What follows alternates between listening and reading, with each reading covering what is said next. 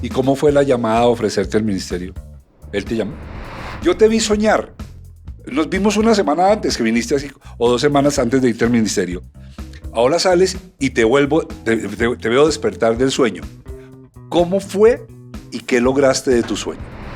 Fueron 11 meses de un estupendo navegar por una situación crítica en muchas ocasiones, por una situación álgida en muchas ocasiones. Y yo veía cómo dabas declaraciones a la prensa, cómo lograbas surfear todo esto y hacerle el quite al chisme, al escándalo, a la controversia vana. ¿Cómo lo lograste? ¿Cómo hiciste para surfear eso y salir limpia? ¿Por qué renunciaste? Y la pregunta es, ¿y no vas a hacer política? Ángela Buitrago reincide en lo positivo, no en lo negativo. Ella es una mujer de una ética a toda prueba.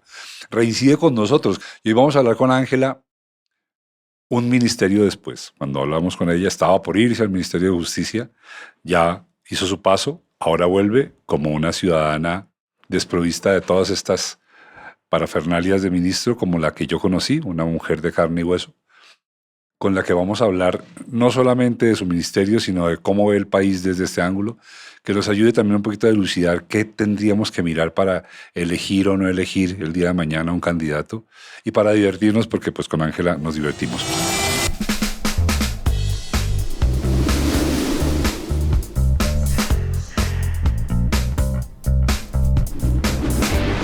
Cero no sé. He ahí el podcast. Ángela, vamos a celebrar que estás de vuelta y que sobreviviste. Y lo vamos a celebrar de la siguiente manera, porque te voy a, de verdad, me moría de ganas de que esto pasara. Te voy a dar 2 regalos. Vamos a ver qué tanto te interesa. ¿Tú te acuerdas de los toreros muertos? Agüita amarilla. Yo no me llamo Javier, todo esto. Bueno, los toreros muertos. Fue clásico. Exactamente. Ellos ahora son muy amigos del grupo que nos ha apoyado a nosotros tanto, que por ahora está en un receso, pero nosotros no dejamos de quererlos, que se llama Kenke. Es un grupo de la Florida. Yo te hablé de él cuando viniste la primera vez y Kenke hizo una interpretación de Agüita Amarilla, Cumbia Flow, espectacular. De verdad, la composición es, el arreglo es espectacular. Por este lado tienes un tema de los toreros muertos y siempre lo digo, y cuando te vayas a ver esto, métete a YouTube. El video de esto lo dirigió mi hijo Fernando. Entonces ahí tienes. Y esto te va a gustar mucho más. Esto sí te acuerdas. ¿Te acuerdas de Marisabel de Lince? Claro. El enemigo oculto, 7:30 de la noche, que ella insistía en que no fumáramos porquerías. Sí. Y no le fue muy bien. Se dedicó a pintar. No le fue muy bien. Entonces pinta y mira esto. Y ella, a mis invitados, porque nos quiere mucho y quiere mucho al podcast, les manda este libro autografiado por ella. Lindo. Con sus obras, que por cierto en este momento está exponiendo en Nueva York. Y la de esto no para de pintar porque le piden en una galería Pero de Manhattan. hermoso. Y pues mira la pintura de María Isabel. De María Isabel. Y ese libro para ti. Además, creo que es bueno recalcar que vinimos de camisa porque era Ángela María. Ah, sí, hoy estamos de camisa porque era Ángela Porque María. es que no es cualquier persona. No, es Ángela María Buitrago. Es Ángela María Buitrago, la doctora. Imagínense que, y te lo dije antecitos de entrar, pero de verdad, ayer terminé un guión para una película que me apasiona hacer. Es una película, es una película criminal, o sea, es sobre un crimen. Y entonces tuve que trabajar el guión este fin de semana y tuve que incluir un personaje muy importante que le da la vuelta a todo. Y yo quería que fuera una psiquiatra forense que sabe mucho. Y adivina cómo la llamé. Adivina. Cuéntame. No sé. Angélica Buitrago. No la puse Ángela Buitrago porque ya era muy lambona la cosa. Ya era demasiada lamberiquería. Pero la puse y me gustó mucho el personaje, ¿sabes? Me gusta mucho. Es una psiquiatra forense que hace bien su trabajo, como tú. Qué lindo. ¿Cómo nos fue por allá? ¿Te gustaría la parte forense? Yo hice parte forense. ¿Ah, sí? Cuando yo estuve en instrucción criminal, en los juzgados de instrucción criminal, aprendí desde 2º año y 3er año de derecho lo que era la práctica forense, el levantamiento, las escenas de crimen. ¿Pero tú eres Y abogada del aprendí- externado porque estudiaste derecho en el externado o porque pasaste por ahí y te hiciste abogada como otros? No, yo soy abogada. Yo soy Estudiaste abogada. economía y terminaste yo soy siendo casi abogada, abogada. pero sigo siendo abogada estudiante porque esa es mi profesión. Empecé desde primero el derecho, carrera de derecho, pero después hice criminalística y criminología. Y por esa razón también estuve en prácticas penales en los juzgados de instrucción haciendo todo lo que son las escenas criminales. Ahí aprendí muchísimo. ¿Qué es lo especial del derecho en el externado? ¿Por qué Todo. alguien que ahorita se gradúa del colegio debe y quisiera estudiar derecho? Yo creo que todo en el derecho es importante y es importante como una carrera de vida. Yo siempre he dicho que el derecho, así no lo ejerzas, te sirve para ti, para tu familia, para tus amigos, pero sobre todo para ayudar a los demás. El derecho es una forma de impartir justicia y de darle voz a los que no tienen voz. Entonces, para mí el derecho es todo y sigue siendo. Interrumpo el podcast porque es muy importante para nosotros recordarles que necesitamos que se suscriban, le den like, lo comenten y lo compartan. Para ustedes es un clic, ahí abajito hacen clic y nos hacen muy felices. Si nos quieren ayudar un poquito más, busquen el botón unirme y en ese botón van a poder volverse miembros del canal donde van a recibir ñapas como stickers. También van a poder ver en streaming las grabaciones del podcast el día que lo hacemos. Incluso pueden mandar sus preguntas para que las podamos transmitir a nuestro invitado. Y también van a poder ver Una vuelta en el cerebro, que es un video donde Mauricio habla lo que pasa en su cabeza. En este momento está hablando de cómo hablar con los adolescentes. También quiero recordarles que estamos recibiendo sus videos vía Instagram, videos de 1 minuto donde nos digan por qué quisieran estudiar en la Corporación Universitaria de Cataluña. Tenemos 20 becas, 10 becas para administración de empresas y 10 becas para ingeniería informática. Los videos que recibamos de aquí al 31 de octubre, ni un día más ni un día menos, el 31 de octubre es el último día para recibir estos videos y desde ahí vamos a escoger a las 20 personas que van a tener la posibilidad de tener una beca completa. 4 años de aprendizaje para que ustedes salgan con el título profesional de cualquiera de las 2 carreras que hemos hablado. Ahora sí, sigamos con el podcast. ¿Puedo contarle una historia chiquita mía? Claro, ¿cómo no? No estoy muy seguro, pero entiendo que mi papá estudió contaduría, pero no lo acabó porque embarazó a la novia y nació una belleza de persona. Vamos, perdón. Hagámonos los dos de este No, lado. Porque espere. se va para algún lado. No, pero muchos años después, mi papá decidió volver a estudiar y estudió Derecho en la Gran Colombia, Derecho, pero ya era mayor, ya tenía 30 y pico. Yo vi que hizo un gran esfuerzo porque además había embarazado a su siguiente pareja, o sea, la mamá de mis hermanas, y estaba casado con ella y tal. Hizo un gran esfuerzo y hizo la carrera exactamente en 5 años, hacer los exámenes finales.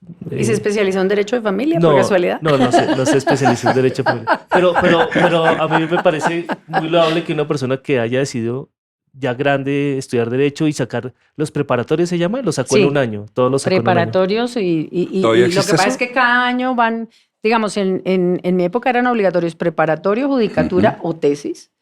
No había examen oficial. Hoy en día está el examen oficial que hace el IFEX para los abogados.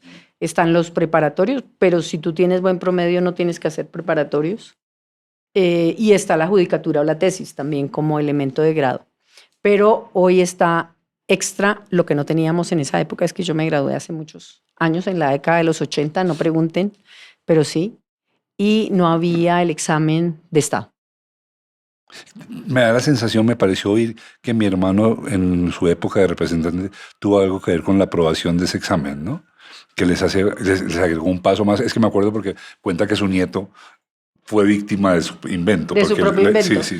Bueno, Germán Navas, pues yo creo que promovió en el Congreso muchos de estos temas, pero no sé si fue el autor o fue coautor Él se queja, del proyecto. Él se queja elocuentemente y con vehemencia, como es propio de su nombre, de la mala calidad de los abogados. ¿Tú qué opinas de eso? Yo creo que eso depende mucho de las universidades, depende mucho de las personas que se dedican a estudiar Derecho. Dice, y esto lo digo porque la Universidad de Salamanca es experta en esto, lo que Natura no te da, Salamanca no te presta. Y hay personas que estudian esto también muchas veces obligadas por la familia.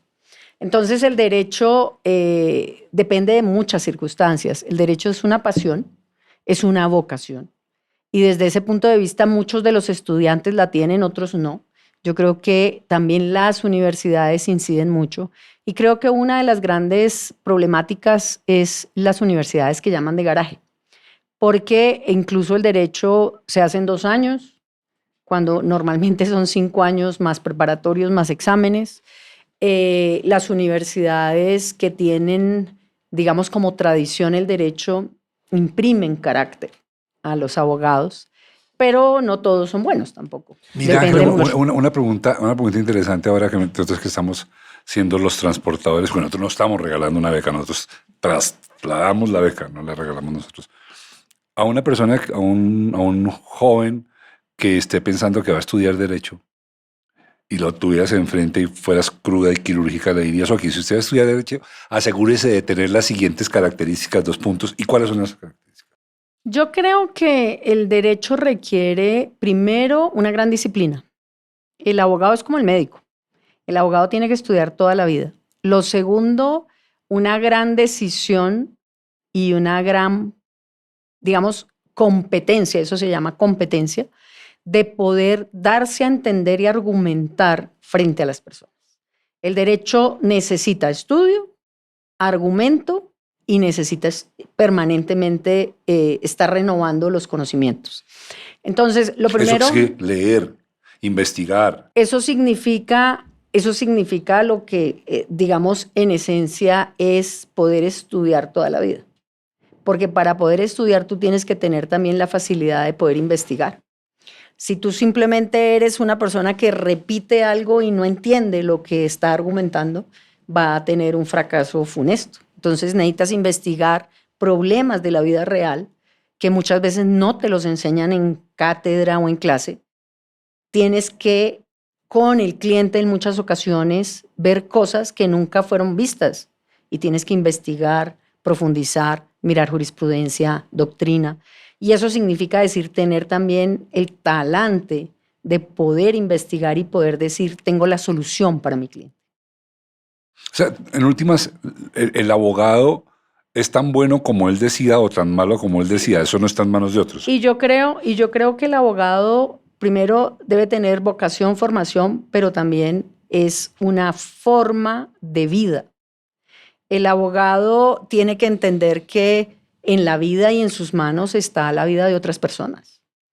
Un abogado mediocre es un abogado que va a hacer suicidar a sus clientes, porque en muchas ocasiones, y lo vimos lamentablemente, hay abogados que simplemente ofrecen allánese a cargos, acepte cargos, que le va mejor, y resulta que no hay ni siquiera un trabajo adecuado del abogado. Eso fue una crítica que se hizo dentro del análisis del sistema acusatorio con algunos abogados. ¿Qué es mejor?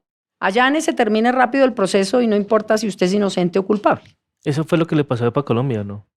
No. Entiendo No. que le dijeron que se allanara No, cargos. yo no conozco el caso de EPA Colombia. Lo que sé claramente es que ella se genera ante una afirmación que la misma Corte Suprema de Justicia dice que efectivamente ya estaba con pleno conocimiento de lo que le estaban imputando y aceptó los cargos.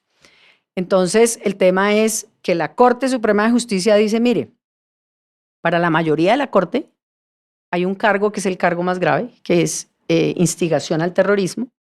El abogado le dice allánese y la Corte considera que sí hay instigación al terrorismo. Yo, por ejemplo, considero que no hay instigación al terrorismo en ese caso. Lo mismo que la magistrada Miriam Ávila, que salvó el voto. Pero técnicamente ella está condenada por 3 delitos más y el delito de instigación al terrorismo, que aceptó cargos. Ahora, el abogado puede estar de acuerdo con la mayoría de la Corte, el abogado que la representó. Yo, por ejemplo, no estoy de acuerdo con ese cargo, pero técnicamente la Corte ha dicho que sí hay instigación al terrorismo. Hablando de eso, la pelota rebotó y vamos a caer en un territorio muy caliente de entrada. Me pareció, no vamos a hablar de política todavía, pero sí me pareció ayer que fue que vi un titular de un medio confiable en que dice que Petro dijo al que no entendía cómo EPA Colombia estaba presa y Uribe no.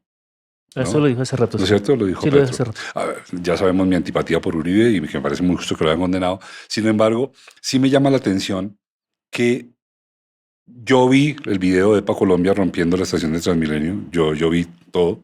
No tengo nada en contra de ella como tal, pero me llama mucho la atención que el delito que ella cometió pareciera que todo el mundo se lo perdonó y se volvió un delito tierno, y entonces se permiten comparaciones tan desproporcionadas, creo, dime tú si es así o no, con comparar la situación, el estatus jurídico de EPA Colombia con el estatus jurídico de Álvaro Uribe y salir a decir que cómo es que EPA Colombia no está presa ahí. ¿Sí me entiendes el galimatías que se me arma en la cabeza? Así como también comparan lo de Álvaro Uribe con las personas de las FARC. Eso no tiene comparación. Te entiendo el galimatías, pero no son los mismos casos. No es cierto que no son, no. Porque EPA Colombia tiene sentencia de primera instancia, de segunda instancia y casación confirmando el caso. Es decir, ella ya está condenada ya no puede hacer nada más. en firme y todas las peticiones posteriores, domiciliaria, ley de utilidad pública, posibilidad de domiciliaria y salir de la cárcel, se las ha negado la Corte Suprema de Justicia y las tutelas. Entonces yo no puedo comparar dos casos en donde uno apenas empieza con una primera decisión de primera instancia por la juez 44, que es el caso de Uribe, y otra que ya ha surtido todas las etapas. Dos, ambos delitos son graves, es decir, tanto el delito de fraude procesal como el de soborno de testigos, como el delito de instigación, el delito de daño y todo lo que sucedió con EPA, son delitos graves. El fraude procesal es un delito contra la administración de justicia. El fraude y el soborno son delitos contra la administración. El derecho penal solo se encarga de los delitos graves. Lo que pasa es que las situaciones son muy diferentes. EPA ya está condenada y con condena en firme.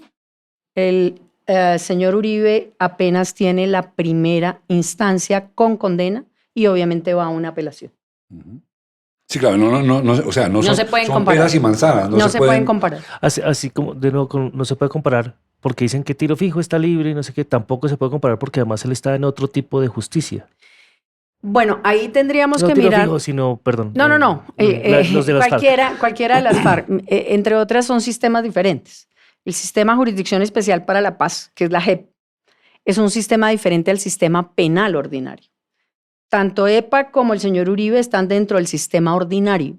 El sistema de Jurisdicción Especial para la Paz lo que quiere decir es que hubo un acuerdo de paz que, entre otras, están pidiendo que se derogue para efectos de que solamente tengan una pena que se llama de restricción de derechos, no de prisión, y una pena restaurativa. En cambio, en la jurisdicción ordinaria sí hay pena de prisión. Entonces, cuando tú hablas de los hechos de las FARC, son totalmente diferentes, además, porque los hechos de las FARC son cometidos en ejercicio de lo que se llama un conflicto armado, y significa hablar de delitos de secuestro, de desaparición y demás, que se le da un tratamiento especial en la jurisdicción colombiana, pero son delitos graves. Lo que pasa es que en aras de la paz se llegó a un acuerdo que se llevó a la Constitución y se hace una justicia transicional. Pero son delitos graves, son delitos de guerra en muchos casos y son delitos que tendría que mirarse también a la luz del derecho internacional. Sin embargo, aquí hay apoyo del derecho internacional. Aquí la ONU, la OEA han estado cubriendo, digamos, y acompañando el proceso de la Jurisdicción Especial para la Paz. Yo desde chiquito, como ya sabes, se sabe que mucho he oído hablar de derecho toda mi vida y tengo algunas teorías peregrinas, como una de esas teorías peregrinas es que yo siento que el colombiano siente que la ley es lo que él quiere. O sea, ¿qué es la ley? Lo que yo quiero que sea la ley. Aquí voy, es esto para que tú nos ayudes a aclarar eso. Se conoce mi posición antiuribista, pero aquí no voy a hablar desde ese ángulo, lo aseguro. Las FARC, personajes que tampoco me caen para nada bien, no les tengo ninguna simpatía, de todas maneras entran en un proceso y en uno de los episodios del proceso ellos salen y dicen, miren, sí, yo reconozco que yo hice esto, pido perdón o voy a restaurar, lo que sea. Ellos hacen eso. Eso es parte de ese sistema que tú me estás describiendo. El sistema ordinario, que es en donde está el señor Uribe, es a ti te acusan, tú te defiendes. Pero él no ha tenido que salir a decir, mire, yo sí reconozco que hice esto, porque es lo que permite, dime si me estoy equivocando, que en este lado haya también condiciones extraordinarias, porque hay un hecho extraordinario, es que el victimario reconoce, hasta donde sea cierto o no, gran parte de su delito. En el otro lado, el victimario en este caso no está reconociendo nada. Por esa razón no pueden ser medidas iguales ni métricas iguales. ¿Estoy diciéndolo bien? Digamos que que partes de una base en donde la justicia transicional, o la justicia que tiene que ver con paramilitares, con FARC y con guerrilla, está partiendo de la base de que ellos aceptan su responsabilidad. Es decir, no partimos de la presunción de inocencia que está en el otro sistema, que es el sistema ordinario. Entonces, cuando yo estoy en un sistema en donde yo soy el que acepto la responsabilidad, pues yo he caminado un trecho muy largo y la justicia ya sabe que yo he aceptado eso. Pero cuando yo hablo del sistema ordinario, estoy diciendo, ¿quién debe probar mi responsabilidad? La fiscalía y los jueces en el sistema ordinario. Y eso significa que la presunción de inocencia está integralmente concedida en el sistema ordinario. Pero, y aquí sería muy largo explicarlo, la JEP también tiene ese sistema parcialmente, porque tiene dos salas. La sala de reconocimiento, que es donde acepto la responsabilidad, que es donde está la FARC, el gran grupo de la FARC, y la sala de no reconocimiento. En esa sala de no reconocimiento hay investigación y hay penas mayores. Entonces, lo que pasa es que aquí no es que la ley sea lo que yo quiero. Lo que pasa, y creo que esa es una de las críticas fundamentales que yo entiendo, es que no podemos estar construyendo justicias transicionales a la medida de los grupos. Porque entonces lo transicional, que es transitorio, se vuelve permanente. Y esa es mi discusión mayor. Si la justicia ordinaria es la que tiene que regir para decir que es homogénea, que tiene el principio de igualdad, que le aplica a todas las personas, pues la justicia ordinaria es la que va a tener la mayoría de los casos. Pero aquí el problema es que estamos creando justicias transicionales a medida. A medida. A medida. Y ese es el gran problema. No solamente de Justicia y Paz, digamos que fue un intento de justicia transicional muy importante, porque se supo la verdad de muchos hechos, pero digamos, leyendo el informe de la Contraloría, se sometieron 5.078 en Justicia y Paz paramilitares. ¿Y sabes cuántos quedaron? 1.500. ¿Y sabes cuántas víctimas se han indemnizado y restaurado? 11% de las víctimas. En la JEP pasa otro tanto. Si miramos la carta que le manda la fiscal general de la Nación a la JEP, tenemos 288.000 expedientes que no han sido mirados por la JEP. Tenemos más de 5.000 presuntos responsables que no han sido mirados por la JEP. Y entonces aquí, si vamos a crear otro marco para los grupos especiales que se llaman de alto impacto, que es lo que está en ciernes, pues lo que estamos haciendo es para cada grupo una ley especial. Código penal para cada persona, por decirlo así. Esa es la ley que está promoviendo ahorita el ministro. La ley de sometimiento y desmantelamiento, sí. Me refiero en términos generales no solo a la que está promoviendo él, sino a la que se tiene que sacar efectivamente y proferir por mandato de la Corte Constitucional, que es solamente para dos clases de grupos, los GAO-1000 y los EOCAI. GAO-1000 son grupos armados organizados al margen de la ley y los EOCAI son estructuras organizadas de alto impacto. Pueden ser buenos abogados, pero malos para sacar siglas.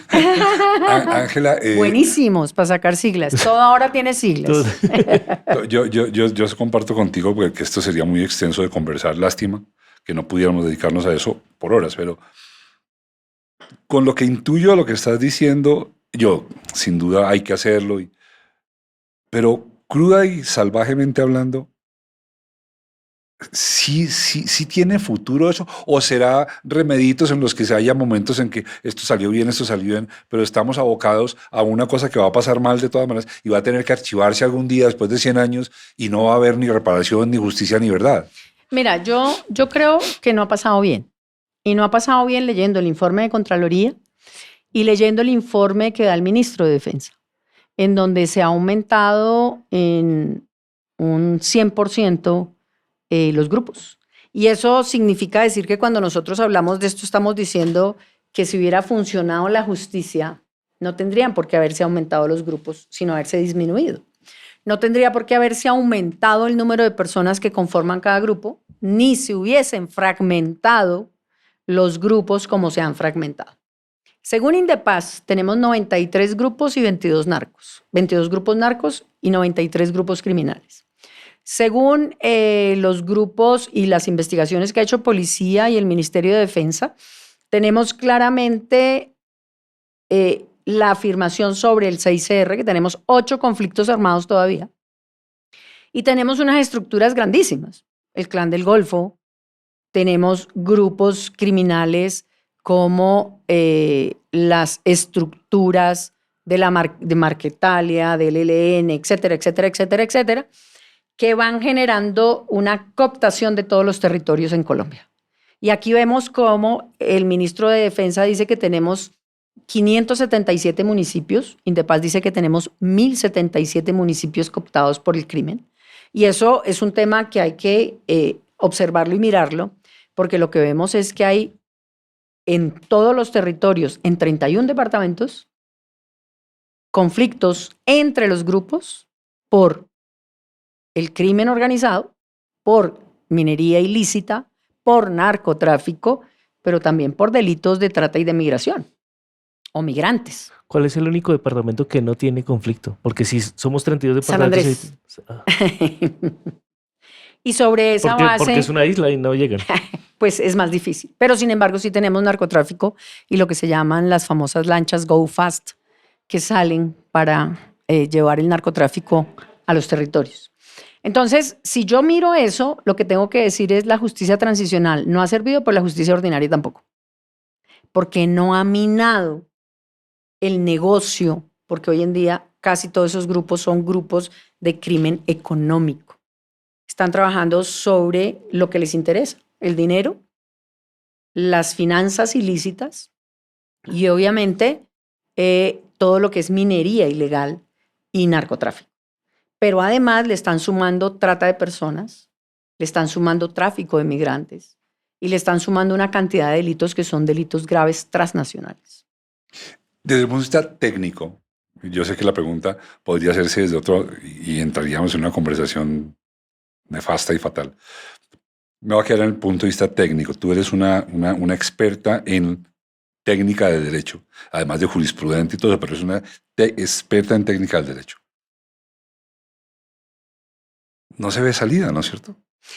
Yo creo que se ve salida si se robustece la institucionalidad, pero si se siguen haciendo excepciones, no hay salida. Porque las excepciones las aprovechan los criminales. Y las excepciones, sin que esté el Estado fortalecido, es una vía permanente en donde toda la gente va a decir, a mí alguien me ponía un ejemplo que es muy similar, las amnistías de la DIAN. Yo sigo sin pagar impuestos, que mañana sale otra amnistía. El crimen lo que hace es decir, mire, llevamos desde el año, ¿te acuerdas de la silla vacía con Pastrana? Hablando de procesos de paz. Eso es del siglo pasado. Y eso significa decir, ¿cuándo hemos tenido paz? ¿Hemos mejorado en algunos departamentos? Sí, pero no hemos tenido paz. Y los grupos se siguen robusteciendo. Pero además hay que partir de la base de que los grupos están generando alianzas con grupos internacionales. Ya no solamente son carteles colombianos, son carteles de muchos países que tienen muchas complejidades y que enseñan incluso otras formas de delinquir. ¿Pero la solución es una reforma a la justicia? No, la solución yo creo que es que la justicia funcione.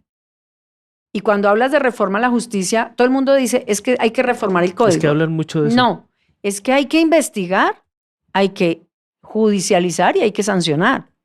Pero si cada vez que capturamos a estas personas, por alguna razón, se les quitan las posibilidades de llegar a juicio o se le generan ventajas o gabelas, pues resulta que nunca vamos a llegar a juicio y es un desgaste absolutamente insostenible. Y lo digo con todo el conocimiento de causa desde hace 40 años que yo conozco este país. Si nosotros hacemos toda la fuerza para hacer operativos militares, policía, fiscalía, CTI, capturas, y las personas que se capturan por alguna razón se les privilegia y no llegan a juicio, pues vamos a tener claramente un boquete desde el punto de vista de la robustez de la institucionalidad. Ahora, hay otros mecanismos. Yo puedo llegar por principio de oportunidad, puedo llegar por preacuerdos. Quiere decir que yo tengo como información vital cómo están funcionando. Pero si no, estoy perdiendo el tiempo y estoy desgastando. ¿Cuántas personas han muerto, pregunto yo, en estas capturas? ¿A cuántos policías, a cuántos miembros del ejército, a cuántos investigadores, fiscales y jueces han matado? Y hoy todavía está la oficina de Envigado. Hoy todavía está el cartel de narcotráfico más antiguo de Colombia. Mira, me llama la atención, y hacía rato que tenía embolatada esta pregunta, y es, uno ve medios de información, entonces hablan del Tren de Aragua, del Clan del Golfo, hablan de esto como decir el Club del Country, el Almacén Sears, o sea, les dan una identidad lingüística que de eso yo creo que la prensa los informativos son bastante responsables. Les dan una identidad lingüística que a un niño que está creciendo, eso no le suena a mal. Y entonces los titulares son, el Clan del Golfo dijo, como si el Clan del Golfo fuera una cosa institucionalizada e institucional. A ver. Y espérate un segundo, ya te termino la pregunta. Y adicionalmente me la paso viendo que los gobiernos, y los anteriores, de repente deciden, voy a hablar de negociar con los delincuentes. Con los delincuentes. Porque yo entiendo que con la guerrilla había que negociar. Sin duda, porque la guerrilla, aunque se originó y luego se volvió otra cosa, pero la guerrilla tiene un sustrato con el que había que hablar. Pero cuando estás hablando con el delincuente, que es secuestrador, narcotraficante, delincuente profesional, le das título de club y encima de eso lo invitas a conversar para ver cómo arreglas las penas, eso a la luz de una persona como yo es caótico. ¿Tú qué opinas? Bueno, yo creo que hay que pensar que no sé por qué justificas que a la guerrilla sí y a los otros no. Porque la guerrilla inicialmente, en su esencia... Hace 100 años. Claro, sí, ok, por eso, pero me estoy yendo... Claro, pero de todas maneras esa es la base sobre la que se dialogó con la guerrilla, independiente de que luego se volvieron tan criminales como los de los que estamos hablando. Pero no te vayas para allá, porque para allá no es que quiero que me lleves la conversación. Pero es que para allá es para contestarte dos cosas. Cuando nosotros hablamos de delincuencia y hablamos de crimen, tenemos que mirar que todos los grupos pueden tener la misma condición. Hubo una época en donde había un factor político. Hoy no lo hay. Hoy el crimen es crimen económico. Y desde ese punto de vista, para mí, todos están en el mismo plano. Y eso significa decir que cuando nosotros hablamos de estas negociaciones, entendemos que hay un perfilamiento claro de los grupos, de su pertenencia, de su coexistencia, pero también de su fuerza. Cuando hablamos del Clan del Golfo, todo el mundo entiende no que sea un club, sino que el Clan del Golfo es un grupo transnacional criminal, incluso denominado también como el Tren de Aragua, terrorista. Y esto nos lleva a entender que la configuración de ese grupo tiene unas particularidades en criminalidad, en violencia, que también tiene que entenderse. Y aquí es donde empieza la discusión, ¿con quién vamos a negociar y por qué? Y entonces las normas han dicho... Perdóname, agrégale, ¿con quién? ¿Por qué? Y por favor, ¿y qué vamos a negociar? Que eso es fundamental. Dentro de las discusiones es, yo no me siento a la mesa sin saber qué voy a ofrecer, pero además, ¿quién debe condicionar es el Estado? Y eso lo he tenido yo siempre como una máxima. Yo no puedo pensar que sean los delincuentes los que le impongan al Estado y a la justicia lo que tienen que negociar. Y desde ahí, entonces, por eso la fuerza y la institucionalidad es tan importante, porque un Estado tiene que imponer ciertas reglas para someter a la justicia. No es que venga, nos hablamos usted y yo como si fuéramos pares, y tú me dices qué quieres en el negocio y yo te digo si podemos dar más o menos. Y eso significa decir también que hoy en día las estructuras se han multiplicado. Las estructuras están con alianzas muy fuertes de grupos y carteles que son violentos y que además se dedican a crímenes muy graves. Y ahí puedes mencionar de todos los países, porque muchos de esos carteles están en Colombia. Y entonces ahí lo que tú dices es, tú te sientas a negociar y tú de pronto encuentras gente colombiana que quiera ganar la paz para Colombia porque es tu país. Pero de la gente que está afuera, de la gente que no es colombiana, no tiene ningún interés en negociar la paz, porque además ellos viven de la criminalidad. Y entonces ahí también tú tienes que tener claro con qué estructura estás negociando. No todos son iguales. Y desde ese punto de vista, no todos van a querer la paz para Colombia. Les es indiferente incluso, porque no son ni siquiera del país. Pero además están haciendo daño en todos los países. Mira, muchas de estas organizaciones tienen asolado Chile, Bolivia, Perú, Ecuador, Centroamérica, Norteamérica. Y tú puedes negociar con una organización de esas sin tener en cuenta lo que está pasando en los otros países. Creo que no. Y por eso hay que tener muy claro, y siempre yo lo tengo desde ese punto de vista, lo que nosotros llamamos en la criminalidad el perfilamiento de los grupos. Entonces, sí es importante saber con qué grupo estás hablando, porque si yo hablo, no voy a poner ninguno en concreto, pero si yo hablo de un grupo que se llame, no sé, los amarillos, y otro grupo que dice uno, esos amarillos solamente están en el departamento X y Y, mientras que los rosados están en toda Centroamérica, Suramérica y Norteamérica, y además llevan trata de personas, tráfico de migrantes. Es un negocio con un lucro vitalmente destinado a que subsistan con todas las comodidades. Yo no me puedo sentar igual. Y no me voy a sentar igual si no sé a quién tengo al frente, ni qué le voy a ofrecer. Y yo siempre he creído que cuando tú ofreces, por ejemplo, en la justicia transicional y tú dices, le voy a ofrecer a usted una sanción de 2 años. ¿Y las víctimas? ¿Cuántas víctimas tienen estos grupos? Millones. Porque no solamente son las colombianas, son las de todos los países en donde está imbrincado este grupo. ¿Y vale la pena decir que yo hago la paz ofreciéndole 2 años o 8 años? Y ahí hay renuncias obligadas. Cuando nosotros firmamos el acuerdo de paz, se hizo un acuerdo de paz, entre otras, respaldado por organizaciones internacionales y por países, incluso por la Corte Penal Internacional. ¿Eso qué quiere decir? Que la paz, igual que desde el Tratado de Versalles, en el tema de Nuremberg, la paz es un derecho y es un deber. Pero también tienes que sentarte y saber con quién estás negociando y qué estás negociando. A nadie le interesa que está ganando billones de dólares sentarse a ganar un salario mínimo. O sea, no hay cómo. Tú tuviste que sostener, pregunto con su posición de que sí, este debate como ministra.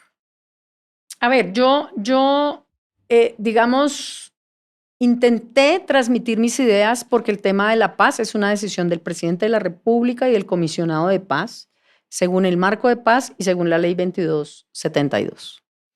Pero estos debates eran necesarios desde el punto de vista también de la propuesta que se tenía del proyecto de sometimiento que se le entregó al presidente. Por lo tanto, el presidente me oyó muchas veces lo que yo pienso frente a esto desde el punto de vista público, porque me preguntaban públicamente lo que yo pensaba, pero también en 2 reuniones que tuvimos en particular cuando yo le entrego el proyecto de ley, que efectivamente ese proyecto de ley tiene penas de prisión previstas en la reforma y están de conformidad con los tipos penales que se cometen. No es lo mismo decir que usted mata a que usted simplemente roba o que usted simplemente expende narcotráfico.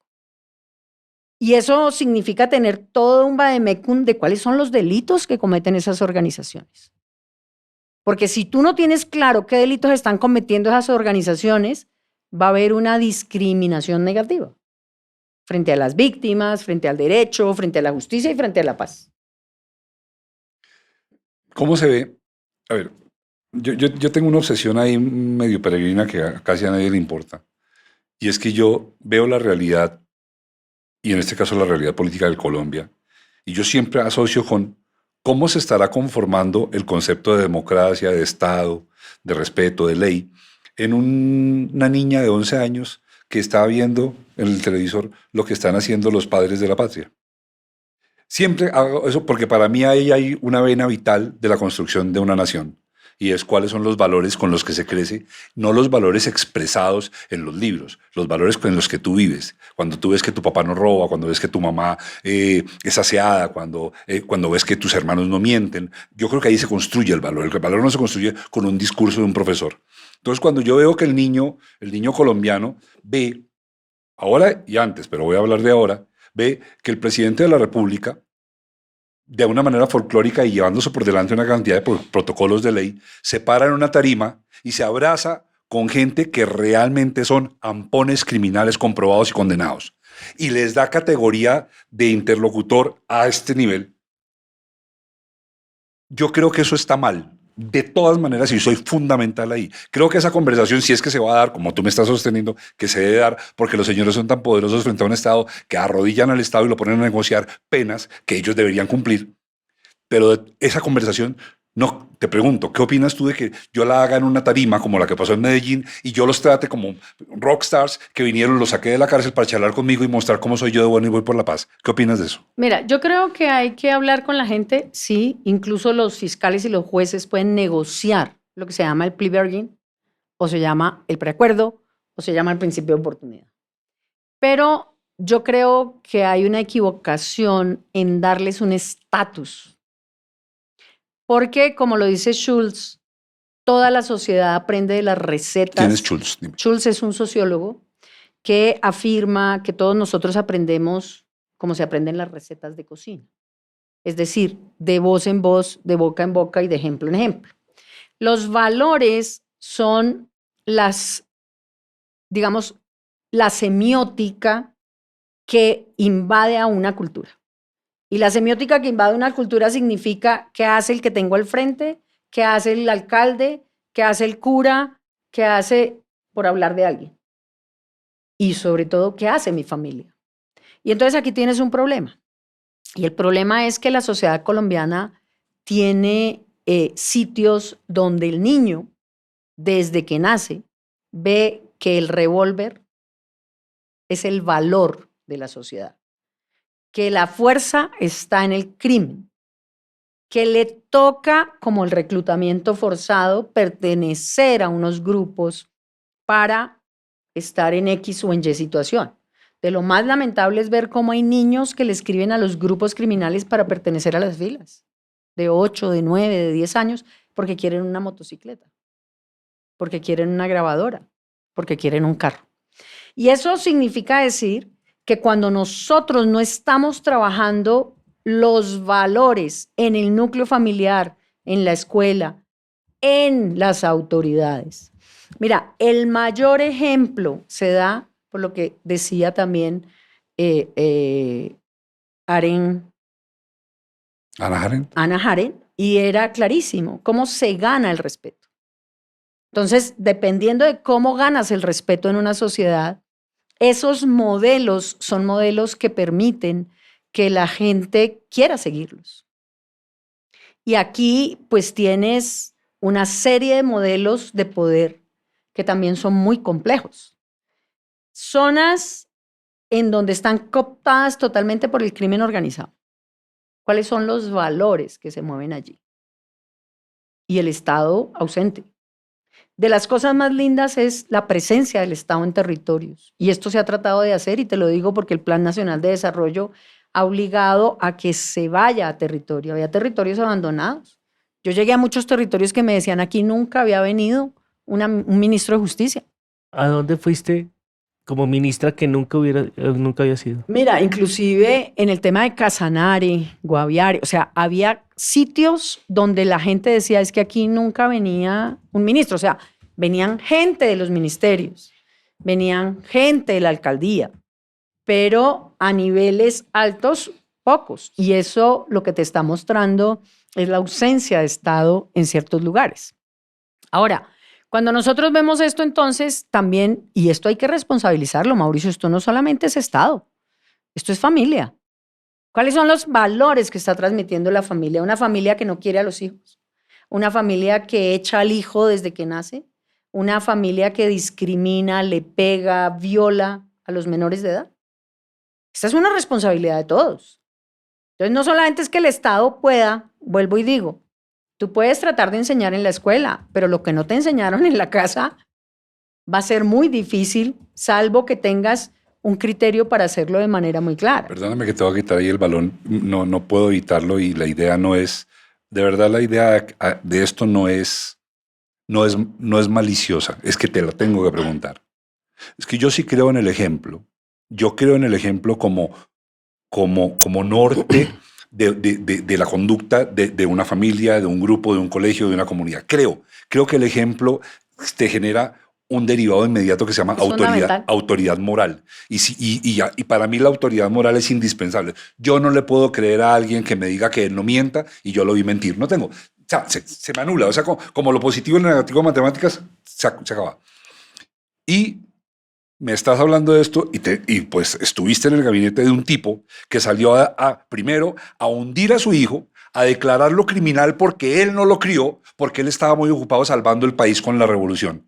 Para mí eso es gravísimo, Ángela, por precisamente lo que tú estás diciendo, porque es que el niño de 12 y 13 años que vio esa historia asume que yo puedo ser líder de un país, yo puedo salir como prohombre y decir cómo son los destinos y de pasada decir que es que yo no crié a mi hijo y me salió ampón porque es que yo estaba ocupado haciendo la revolución. ¿Estamos de acuerdo en que eso es terriblemente perverso? Mira, yo creo que todos de una forma u otra estamos transmitiendo los valores en todo lo que hacemos.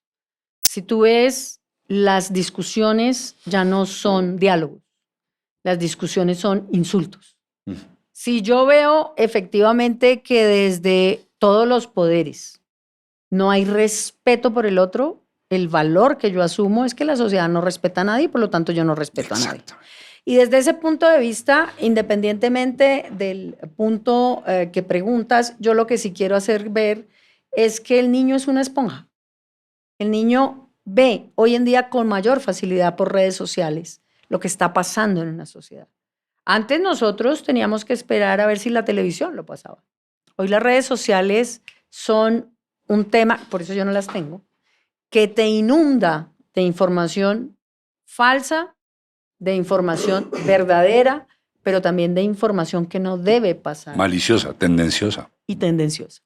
Y entonces lo que yo quiero decir aquí es que si tú estás viendo todos estos elementos, la corresponsabilidad es de todos, Mauricio. Aquí no es solamente una persona que tenga un cargo o un poder, no. Aquí es el papá que no cumple con su hijo y que lo echa de la casa. Mira, el problema de drogadicción hoy en día en Colombia de los menores de edad es por el abandono de sus padres en muchos casos. Es por la fuerza y violencia que ejercen sobre sus menores. Ahora, mira el tema de violencia sexual contra menores, niñas o niños. Es absurdo que el padre, la madre, el tío, la hermana o el hermano violen a sus propios hermanos, tíos, sobrinos y demás.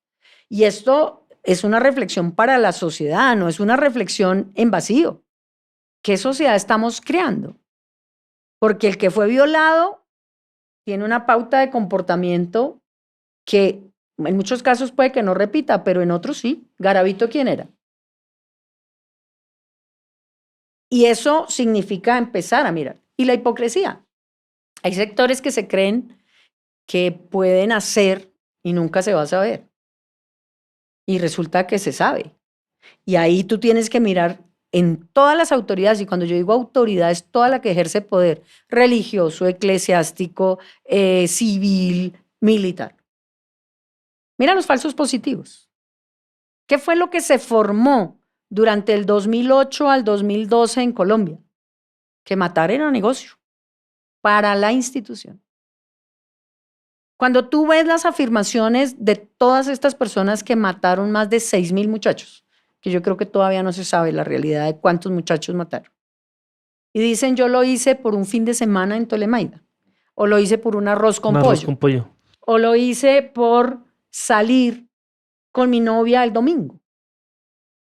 ¿Qué gente tenemos, Mauricio? ¿Qué gente tenemos? Y entonces no es que yo me crea mejor o peor. Lo que estoy viendo, y eso me lo permite a mí también, mi estudio en sociología, es mirar esa sociedad. Yo no dictamino, yo solamente observo y veo que hay una serie de comportamientos que están sucediendo en la sociedad que no son inanes. Yo no puedo salir simplemente a decir como juez, esto no se hace cuando 31 departamentos lo hacen. Y yo puedo condenar a 2, a 3, a 4, pero somos 45 millones de personas. Ahora, hay gente muy buena en Colombia. Digamos que la frase de los buenos somos más es cierto, pero estamos hablando de 100.000, 200.000 personas que acaban con Colombia y que están haciendo delitos gravísimos. O sea, si tú realmente investigaras lo que está pasando en Colombia, yo creo que no habría fiscalía que soporte la investigación de lo criminal. Y por eso es tan delicado ofrecer negociaciones con personas que no tienen ni siquiera palabra, pero además tampoco tienen valores. Porque voy a utilizar una expresión muy coloquial. A ellos les interesa es seguir garantizando su subsistencia económica y su riqueza, y te van a hacer conejo. Entonces, sobre esa base, yo creo que uno sí tiene que pensar qué Colombia queremos y qué Colombia hay. Pero eso empieza desde la casa. Tengo varias preguntas. Yo quisiera que, ya que habláramos de lo de Medellín, quisiera entender claramente qué es un gestor de paz y qué debe hacer. ¿Es una persona que está trabajando en el gobierno? ¿Es qué? Mira, un gestor de paz, entre otras, eso viene contemplado por la ley del 2014. Eso es tan viejo como la existencia de los procesos de paz. Viene contemplado por la 448, que decimos nosotros. El gestor de paz es una persona normalmente que se compromete a buscar la paz. Los gestores de paz normalmente eran personas de reconocida solvencia moral. Pero después los gestores de paz se acudió a los grupos criminales para que las personas que quisieran ser gestores de paz llamaran a sus coautores de crimen para que hicieran la paz. Y entonces decían, ¿quién más puede convencer a los demás del grupo? Pues alguien del grupo. Entonces empezó a abrirse la compuerta para nombrar gestores de paz y ellos se empiezan a subir la mano y a decir, yo quiero ser gestor de paz. ¿Pero ellos reciben un sueldo o algo? No. No, el gestor de paz recibe beneficios. Le levantan las órdenes de captura, les permiten andar en ciertas zonas. Incluso les permitían andar en toda Colombia en contravía de lo que dispone la ley.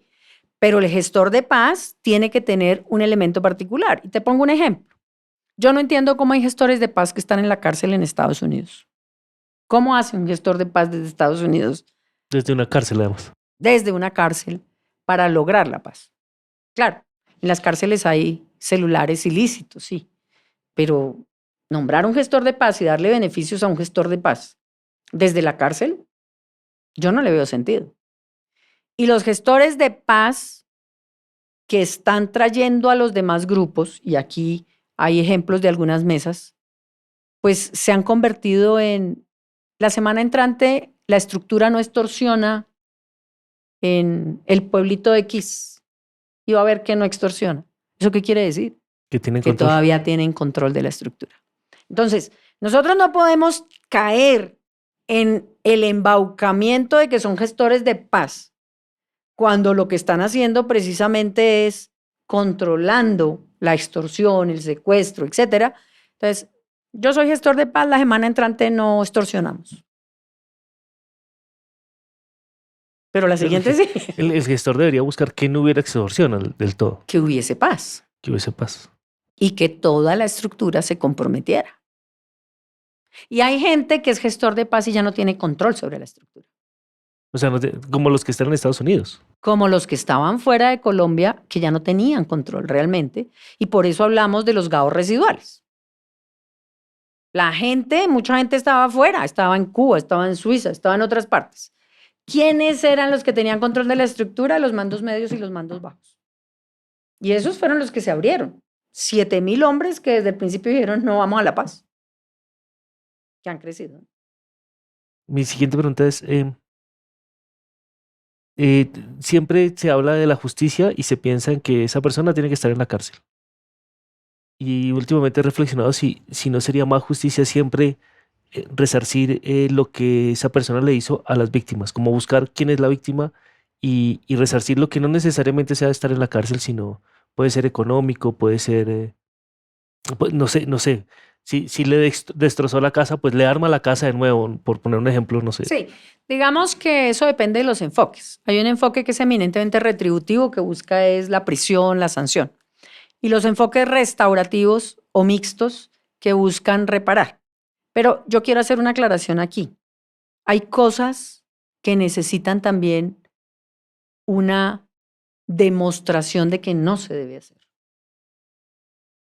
Claro, Incluso claro. la Jurisdicción Especial para la Paz tiene dos componentes en las sanciones propias. Uno retributivo, que es restricción de derechos, y uno restaurativo, que es reparación. ¿Por qué?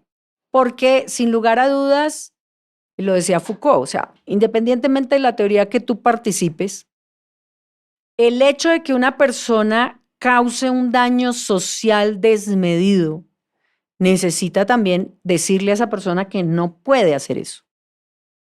Y es una forma que nosotros los penalistas decimos, eso es una teoría de la prevención especial, que habla de que esa persona no compartió los valores de una sociedad, que es la prevención general, no se asustó por la amenaza de la pena y cometió el delito.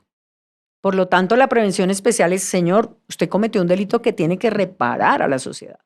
Y yo creo que la restauración es un enfoque constitucional, pero tampoco podemos perder de vista la retribución, que es un elemento fundamental y que lo tiene tanto la Jurisdicción Especial para la Paz, Justicia y Paz, y la justicia ordinaria. Ahora, ¿cómo reparas tú a las madres, hermanos, padres de los falsos o de las ejecuciones Es una duda que extrajudiciales? tengo, sí. ¿Qué digo? ¿Le cuento por qué maté a su hijo por un arroz con pollo y con eso basta? ¿O todos nos ponemos de acuerdo y decimos que es que sí hubo una orden desde arriba y efectivamente querían sangre, litros de sangre? ¿Y con eso las víctimas se repararon? ¿O voy a hacer un monumento con las armas del grupo o con las armas en este caso, que mataron a esos 6.200 muchachos? ¿Y con eso reparé? ¿O la misma afirmación, que yo no sé cómo llamarla, yo digo que es cinismo y un cinismo criminal terrible? O sea, sí, yo reconozco que lo maté, sí, es un paso, reconoció, pero lo maté por un arroz con pollo. Yo muchas veces me he preguntado y lo he dicho públicamente, ¿esas víctimas podrán dormir en paz cuando una persona le dice le maté a su hijo porque yo quería un fin de semana en Tolemaida?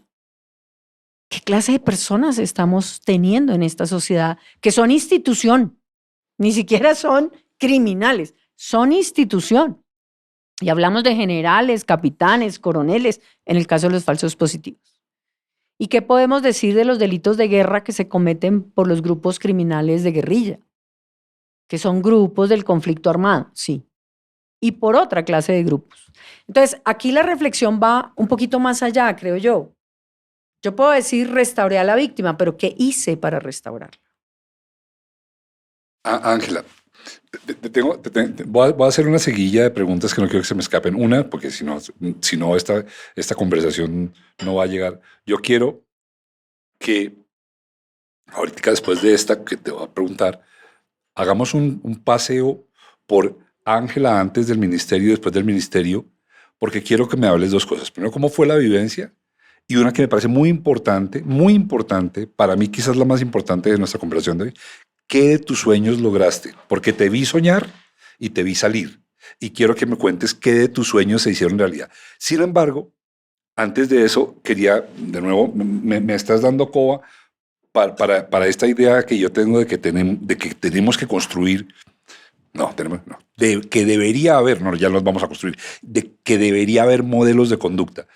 Y cuando tú hablas de esto que estás hablando, de lo que significa una víctima y el asesinato y que luego sepas que le mataron por alguna cosa insignificante, todo esto dolor, vuelvo a los modelos. Y acabamos de salir, en esta fecha creo que estamos saliendo, de un tipo que alias el Pastor Sade, que sale en la televisión a decir acerca de la muerte de Miguel Uribe, que, no es que la política es peligrosa, es como montar en bicicleta. A la gente también en bicicleta se le pasan cosas. A eso voy. Quería señalar que es que no hay, esto es lo que tú dices, es lo que yo creo, pues no va a poder ser cuando tenemos modelos porque un ciudadano que está en una posición tan visible es un modelo. Bueno o malo no, pero es un modelo. Es una persona que está ahí supuestamente por sus categorías civiles, profesionales, éticas, morales, y esa persona sale a decir que es que ser político es tan peligroso como montar en bicicleta y que si a uno lo matan. Dicho eso, necesitaba decirlo porque es que estoy de acuerdo contigo, pero quiero llevar casos concretos de lo que me parece repudiable de los gobiernos, en este caso de que es el que estamos viviendo, y es esos tipos de modelos de conducta, como el otro cuando se deja dejar una llamada para decirle a un tipo le rompo la cara marica. No. Yo no espero que mi dirigente se porte así ni trate así a otro ser humano. Dicho eso, desahogo. Cuéntame, yo te vi soñar. Nos vimos una semana antes que viniste así, o 2 semanas antes de irte al ministerio. Ahora sales y te veo despertar del sueño. ¿Cómo fue y qué lograste de tu sueño? Yo sigo soñando y sigo soñando por varias razones. Porque creo que debe haber justicia, primero. Segundo, porque la gente tiene que tener a un gobierno y a funcionarios públicos que les ayuden, que los acompañen. Y en el caso del Ministerio de Justicia, que les permitan el acceso a la justicia. 2, que hablen por ellos en muchos casos donde no hay posibilidad de que las víctimas hablen. Y eso significa también decir que la función pública es para servir al público, no para enriquecerse uno o para decir yo soy ministro o soy ministra. Y yo creo que ese sueño fue uno de los elementos fundamentales en la visita a territorio, en el compartir con la gente y entender cuál es su problemática, el poder decir esto va mal. Hay que mirar cómo se trabaja de otra manera, el ver la realidad de cada uno de los territorios y poder acercar también, como se hizo a las cárceles, la necesidad de entender que la cárcel misma no puede ser un centro de criminalidad. Entonces, todo esto significa tener una expectativa en los paradigmas que yo tengo. Y es, si usted está en una cárcel, está bajo una condición en donde le han restringido derechos porque usted ha cometido un delito, y eso implica que usted no puede seguir delinquiendo y que hay control del Estado.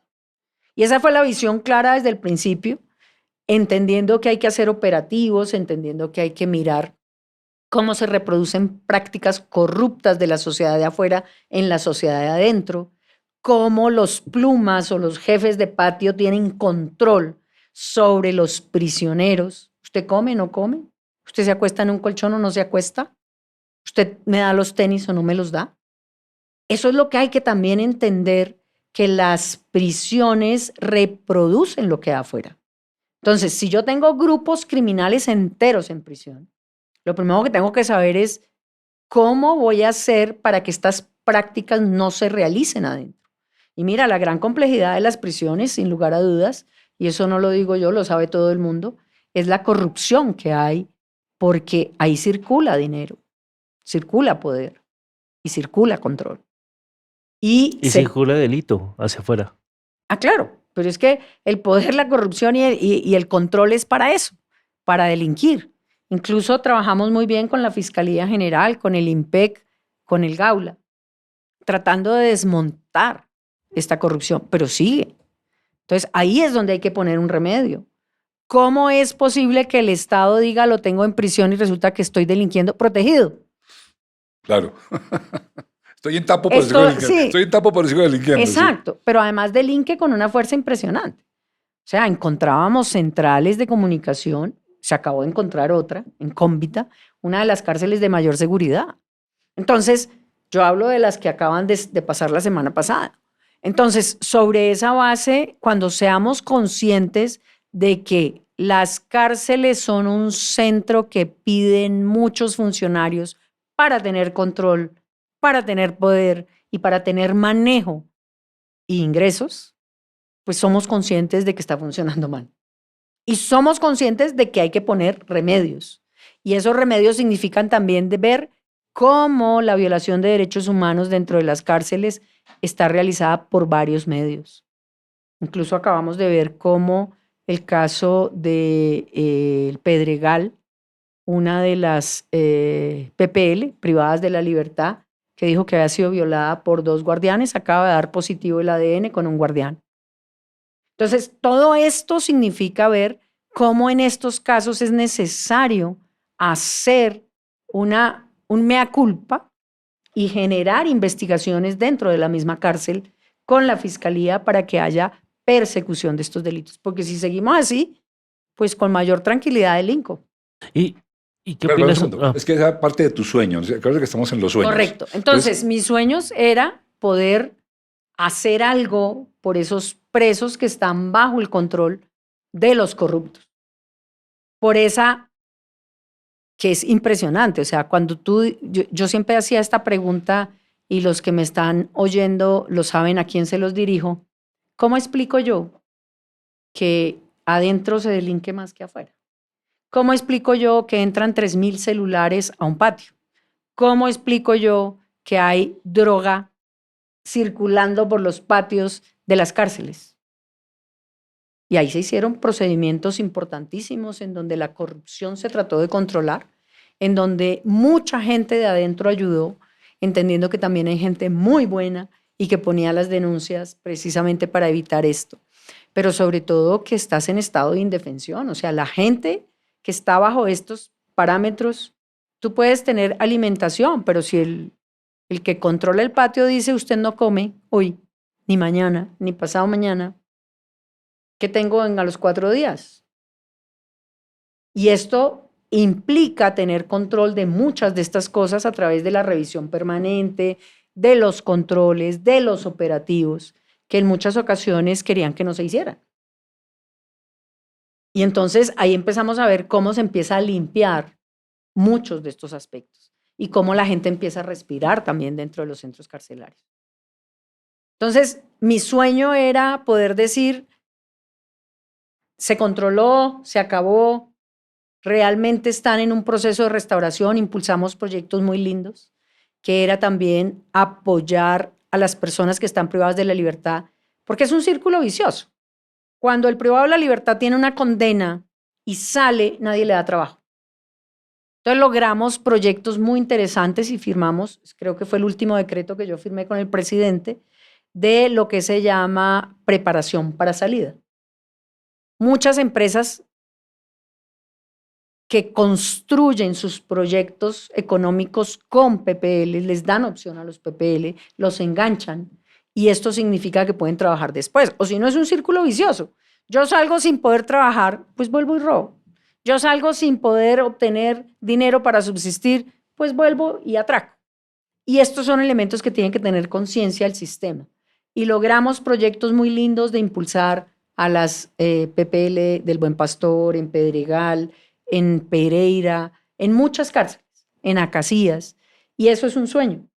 Es un sueño que logró cumplirse parcialmente con estas personas que hoy tienen una opción. La ley de utilidad pública, logramos 140 mujeres que salieron a compartir con su familia.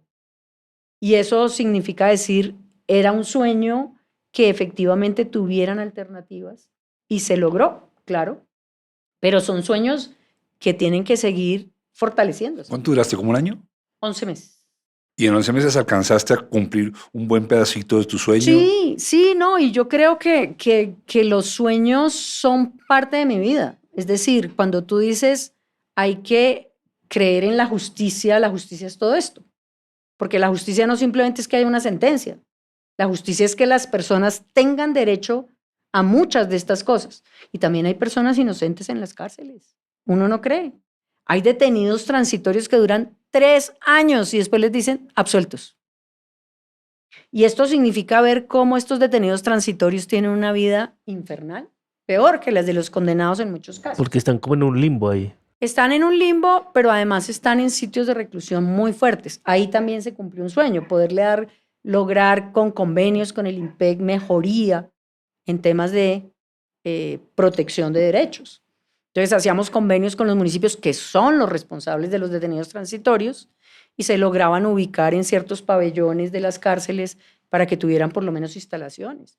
Es que ver lo que yo vi, y no quiero decir dónde, un container con 88 PPLs. Un container como de los de Container de camiones, carga, sin aire, sin luz, sin agua, ventanas. sin baño, sin ventanas, bajo 40 grados de temperatura. Eso es inhumano. Es completamente inhumano. Y eso es responsabilidad también de los municipios y de las gobernaciones. Y lograr decir, bueno, ya no son 88, logramos sacar 50, logramos sacar 60. No, yo quisiera haber sacado a todos. Son 22.000 detenidos transitorios. En el momento en que yo salgo son 108.000 presos en cárceles y son 65.000 en detención domiciliaria. Los detenidos domiciliarios pues tienen una gran ventaja, están en sus casas. Los demás están bajo responsabilidad del Estado. ¿Qué opinas de las cárceles como las de Nicaragua?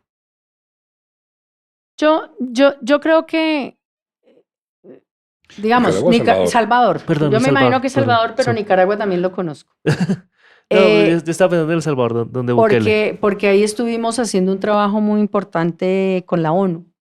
Y el tema en particular es que donde se violen derechos no es un sistema que pueda proseguir.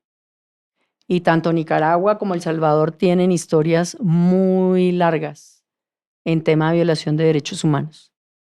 Porque en Nicaragua están expatriándose, pues es la palabra. O sea, le están quitando la ciudadanía. Mira, Nicaragua tiene dos fenómenos, y te lo digo desde el tema del 2018, cuando se empieza a investigar. Y es no solamente la apatridia, que convierten a 450 personas apatridia en Nicaragua, los sacan, los expulsan, se quedan sin nacionalidad, sin papeles, sin bienes, una apátrida, sino que capturaban a muchas personas que eran opositores políticos. Y esto está diagnosticado por lo que se llamó el GREN, grupo de la ONU que investigó el tema de Nicaragua. Ahora, Salvador tiene una gran mega prisión, el SECOT, pero el SECOT lo que significa también es ver que muchos de ellos, ya lo han dicho, han sufrido tortura, han padecido de condiciones infrahumanas, etcétera, etcétera, etcétera. Igual también que los han metido solamente por tener un tatuaje o Eso sí, ni siquiera sin mostrarle. Eso sí no te lo podría decir porque no lo he investigado a profundidad en El Salvador, pero lo que sí te puedo decir claramente es que la cárcel misma tiene unas condiciones en donde ellos generan, obviamente, lo que han podido decir los que han salido de la cárcel del SECOT. Ángela, haces el tránsito por el gobierno vigente. Y esta es mi opinión y esto es lo que yo veo. Haces un tránsito impecable, impecable. Tú, la persona que estaba en el Ministerio de Justicia, que eras tú, en esos 11 meses hace un tránsito impecable. Yo te seguía naturalmente, porque además, quiero decir, durante esos 11 meses, por una razón deliberada, ni te escribía, ni te llamaba, nada. Yo no quería saber nada que no me dijera la prensa. En realidad, porque no me quería preocupar, no quería que me dijeras que estabas preocupada. Y ahora me doy cuenta que no estuviste preocupada nunca. Pero fueron 11 meses de un estupendo navegar por una situación crítica en muchas ocasiones, por una situación álgida en muchas ocasiones. Y yo veía cómo dabas declaraciones a la prensa, cómo lograbas surfear todo esto y hacerle el quite al chisme, al escándalo, a la controversia vana. ¿Cómo lo lograste? ¿Cómo hiciste para surfear eso y salir limpia? No, yo creo primero que el trabajo es un trabajo en equipo. Yo tengo que reconocer que todo el grupo del Ministerio de Justicia trabajó en la misma dirección. Era un equipo que trabajaba 24/24, se comprometió desde el primer día que yo llegué a algo que sí me parece lindísimo rescatar, y es lo que tiene el Plan Nacional de Desarrollo y el Plan de Gobierno, que es la humanización, dignificación y territorio. Y eso yo tenía y contaba con un equipo lindísimo de mujeres, casi todas, fíjate, directoras de las unidades y viceministras, que acompañaron, así como el secretario general y otros, acompañaron sin chistar lo que teníamos que hacer y lo que teníamos que hacer era para ayer y no para mañana. Y eso significó avanzar muchísimo. Lo segundo, yo creo que uno no puede estar prestándose ni a los chismes ni a los cuentos. Cuando yo hablo, hablo con hechos. Y los hechos para mí son más importantes que cualquier otra cosa.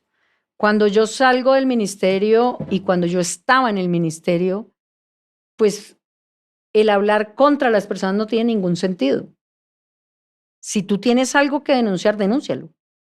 Pero en el tema particular, digamos, cuando preguntaban, ¿y usted qué opina? ¿Y usted qué piensa? Yo le hablaba siempre a los medios desde el punto de vista jurídico, desde el punto de vista de la aproximación a la humanidad, al diagnóstico de dignidad, incluso con muchos de los casos públicos, el caso de EPA, por ejemplo. ¿Qué es que le dijeron? La ley de utilidad dice esto, la justicia dice esto, por esos elementos no se puede dar el tema. Pero sobre esa base, esa es mi forma de ser. Yo nunca en la vida me meto en tratar de enlodar las cosas, sino de mostrar lo que está pasando. Y dos, cuando hay necesidad de contar algo que no debe ser, se denuncia. Se denuncia a la Fiscalía, se denuncia a la Procuraduría, se denuncia a la Contraloría. Entonces, con los medios yo tengo muy buen trato, realmente. Yo llamo a las cosas por su nombre, pero también les cuento los hechos. Y cada quien que interprete como quiera. A mí nunca me pondrán en la posición de ni de chisme, ni de run run, ni se dijo, ni no se dijo. No. Pues ahorita quiero que por favor me des tu visión para esta mesa y para este momento de tu salida del gabinete. Pero antes de eso, ¿hubo alguna confrontación que me puedas contar y que recuerdes, confrontación donde sí tuviste que pararte previo a la renuncia, donde dijiste, de aquí no me muevo, guste a quien le guste? Pues digamos que las confrontaciones empezaron después de febrero del 2025, en el sentido de que había mensajes o afirmaciones que no eran posibles y que además no eran conforme a la Constitución y a la ley. Y para mí esas confrontaciones son sencillamente la Constitución y la ley dice esto y no se hace. ¿Te acuerdas una que me puedas contar acá? Sí, no, el tema, por ejemplo, de traslado de presos o privilegios para los presos. Yo creo que uno no puede ni tomar un caso como personal, ni favorecer a unos, porque es injusticia. O favoreces a todos o no favoreces a ninguno. Y cuando empieza a mezclarse ciertos poderes en lo que deben hacer las autoridades y las instituciones para privilegiar a algunos, ahí estás mal.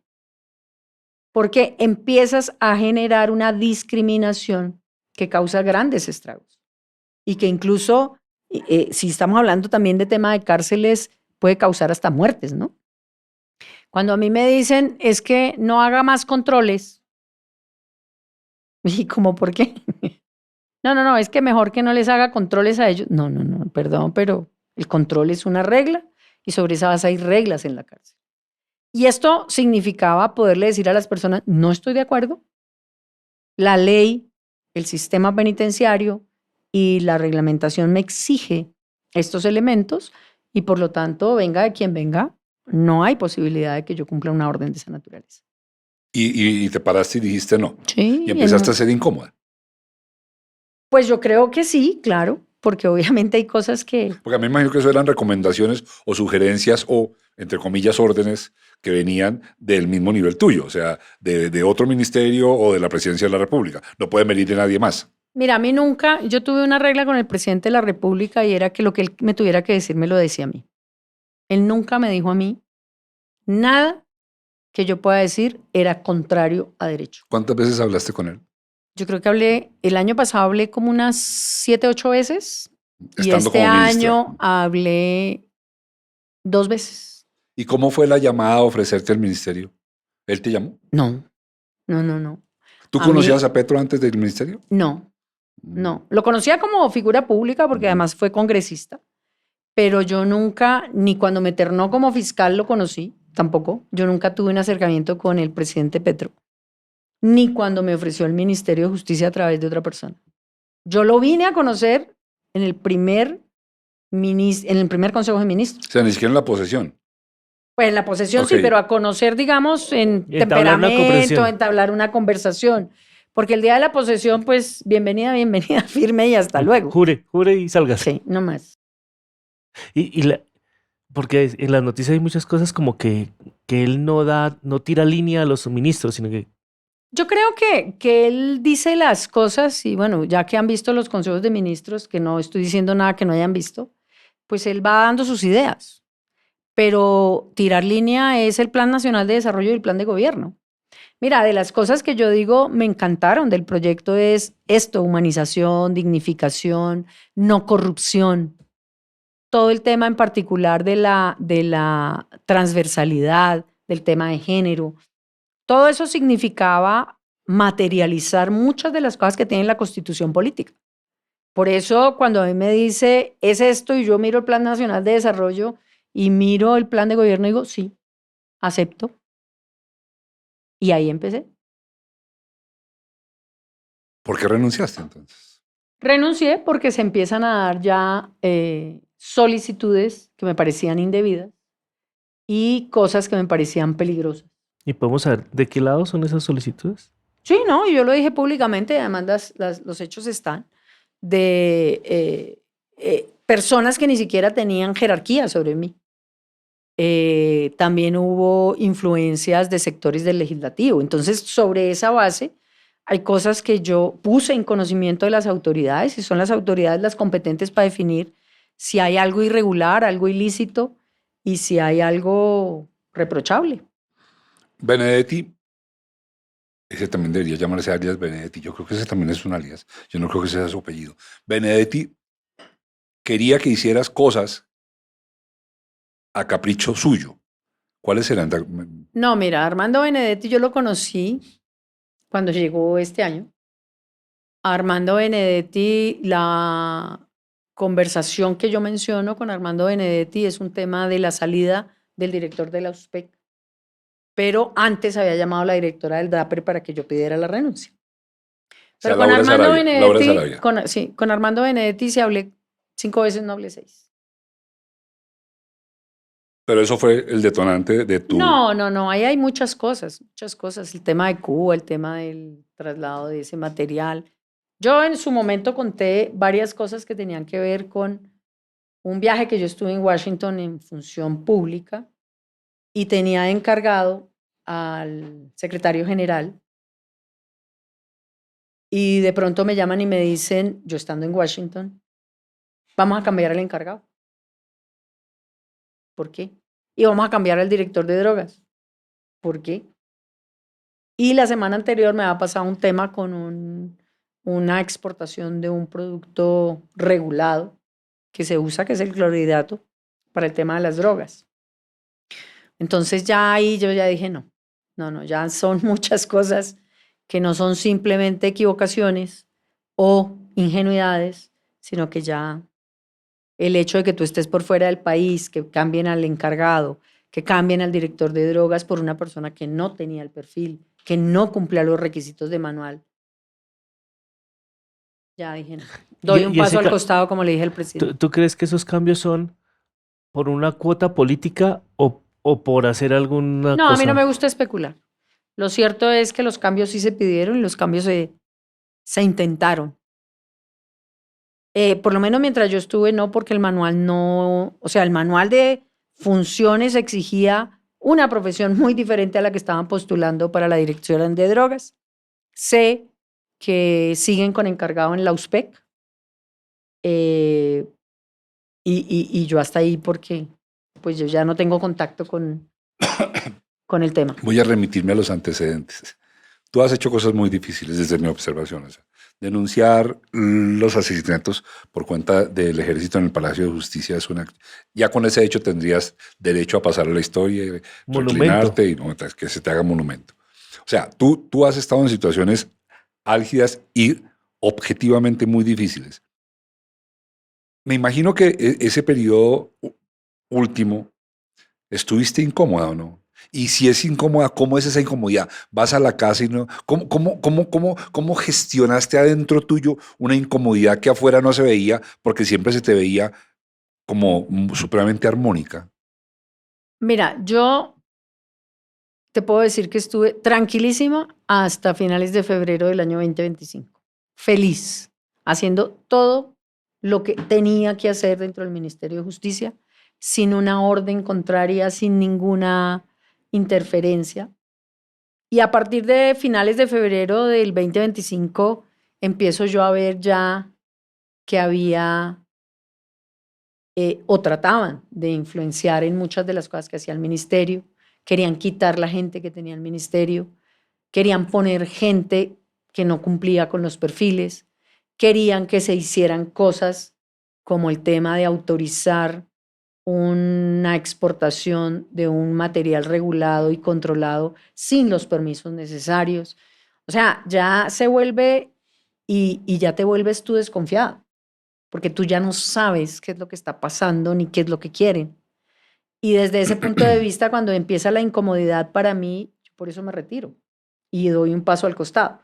¿Por qué? Porque para mí la tranquilidad es que yo esté apegada a la Constitución y a la ley. La tranquilidad es que se haga lo que se tiene que hacer, no lo que quiere Pedro ni lo que quiere Juan. Entonces, cuando yo ya no empiezo a sentirme feliz ni tranquila, es hora de retirarse. Mira cómo se llega a eso. Porfa, ya aquí la parte como interna, ¿cómo lo gestionas? O sea, definitivamente ser ministro es una posición, sobre todo en el caso tuyo, yo me imagino que un estudiante de Derecho, cuando estudia Derecho, dice, qué maravilla ser ministro. De ahí Yo- para arriba, que sí, yo quiero- papá lindo y mamá linda. Sí, Ministro, presidente- papá lindo, mamá linda. Ministro, presidente. Sí, claro, sí. Y llegas por méritos, objetivamente hablando, eso nadie lo puede discutir. No es que yo te quiera o no, es que ahí está la prueba. Y te sostienes. ¿Cómo es ese? O sea, ¿qué estabas haciendo? ¿Te estabas cepillando los dientes? ¿Estabas cambiándole la llanta al carro cuando dijiste, no, renuncio mañana? ¿Cómo es eso? Es que No, mira, Se despertó. Así. desde marzo, cuando pasa lo de el cambio y la solicitud de lo del producto controlado, y cuando yo voy a Washington en mayo, la incomodidad para mí es que ya venían insinuaciones que para mí no eran acordes con lo que tenía que hacerse. Y entonces yo venía desde marzo, y eso lo saben solo 2 personas que eran de mi entera confianza en el ministerio. Y yo venía diciendo desde marzo, y está toda una secuencia, voy a pasar la renuncia irrevocable ya. Sin embargo, el tema es, no el cargo, a mí el cargo no me importa, la silla no me interesa. Lo que se venía haciendo era tan bonito para la gente que yo dije, pues aguantémonos un poquito más para que la gente podamos trabajar, sobre todo con gente del Meta, con gente de Guaviare, con gente de Yopal, en temas de casas de justicia, de comisarías, que decía yo vale la pena, en temas de conciliación con estudiantes, mediación, solución alternativa de conflictos. Era tan bonito que yo decía, bueno, voy a dar un compás de espera.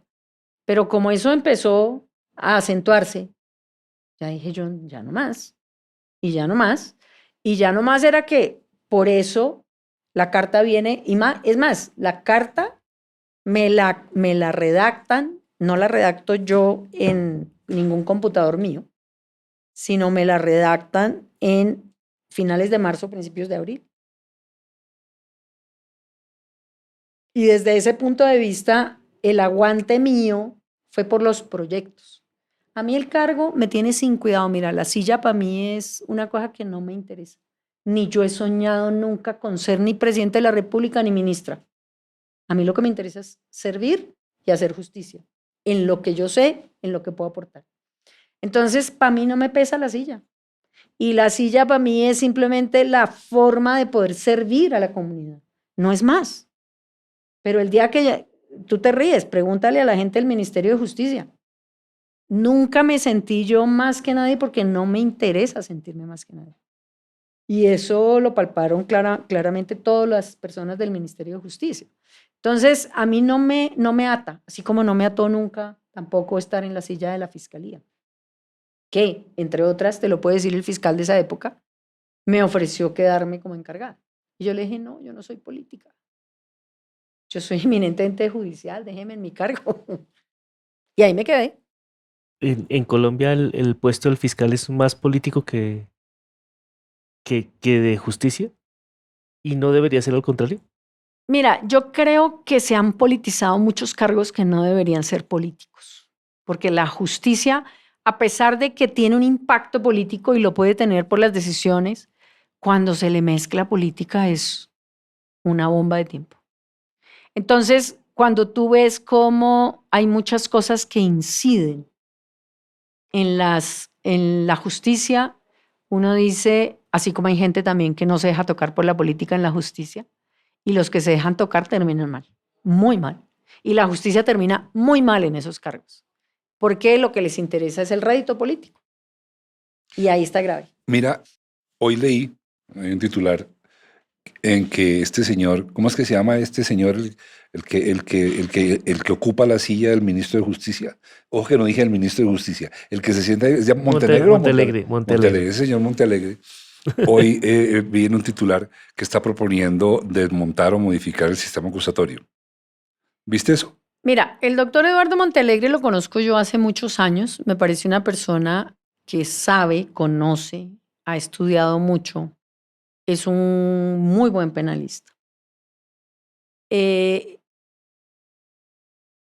hay cosas que hoy en día no comprendo de las postulaciones.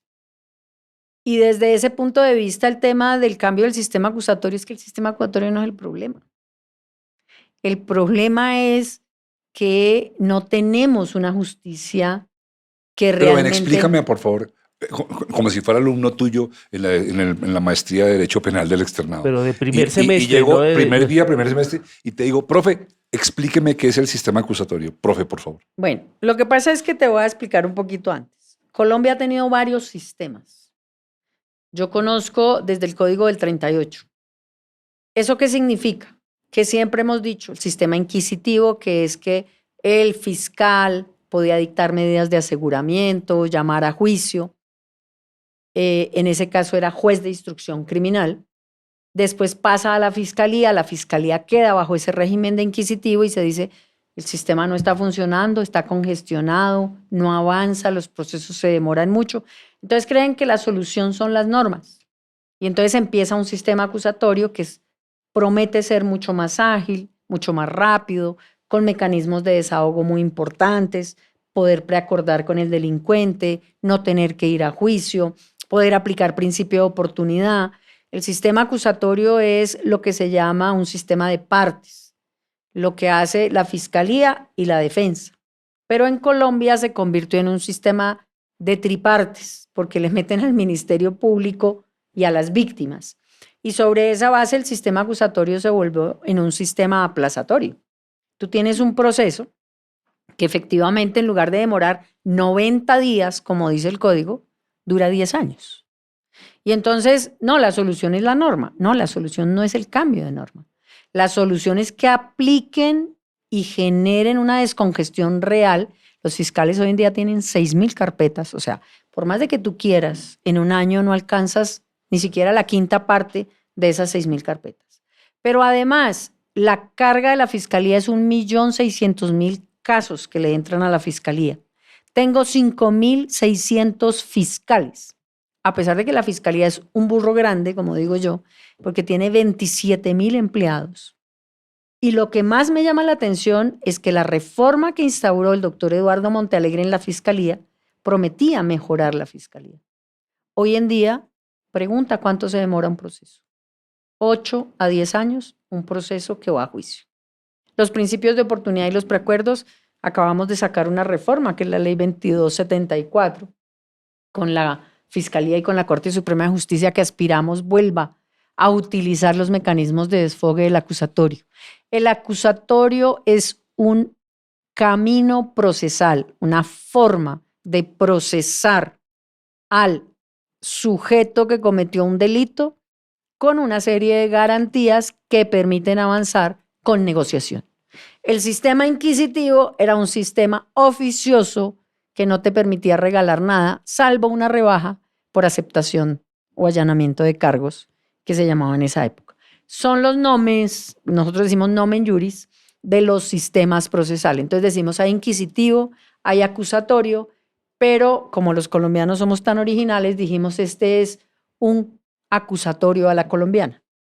Y entonces el acusatorio a la colombiana se convirtió en un proceso que no es que la norma no sirva, yo creo que el sistema acusatorio es bueno, es que nunca se entendió en el principio por las cortes y se quiso volver a un sistema mixto inquisitivo acusatorio y esto llevó a muchos enredos desde la jurisprudencia porque los magistrados y nosotros teníamos una herencia totalmente diferente, una herencia europeo continental, oficiosa, oficial, y el sistema acusatorio es anglosajón que nos permitía hacer una cantidad de cosas que no estábamos acostumbrados. Cuando uno hablaba de plea bargaining, negociación, yo no miraba y decía, Tradúceme eso negociar o sea, con negociar. el delincuente. Ok. Ok, usted dice que lo cometió, yo le puedo rebajar la pena. Decía uno, uy, eso es una blasfemia. No, eso es el sistema acusatorio.